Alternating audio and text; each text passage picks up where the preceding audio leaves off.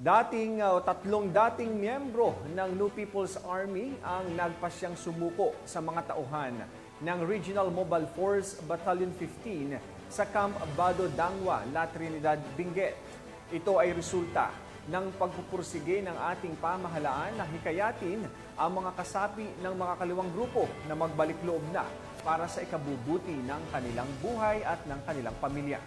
Pacho Woman Jomalyn Kakandinin sa ulat. Sa patuloy na kampanya ng Police Regional Office Cordillera Administrative Region laban sa terorismo, voluntaryong sumuko sa pamahalaan ang tatlong miyembro ng Communist Terrorist Group sa tanggapan ng Regional Mobile Force Battalion 15 sa Camp Major Bado Dangwa, La Trinidad, Benguet, kamakailan lamang.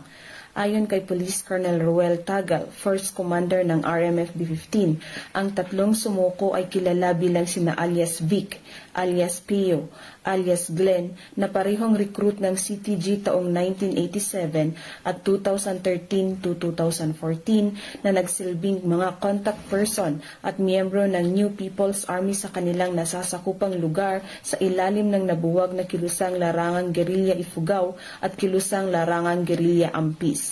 Ang matagumpay na pagbabalik loob ng mga nasabing sumuko ay bunga ng pagsisikap ng mga kapulisan ng Police Regional Office Cordillera Administrative Region di lang sa pagpapaigting ng kampanya kontra terorismo, kundi sa matiyagang pakikipagdialogo at pagbibigay ng katiyakang suporta para sa mga nais na magbalik loob sa lipunan.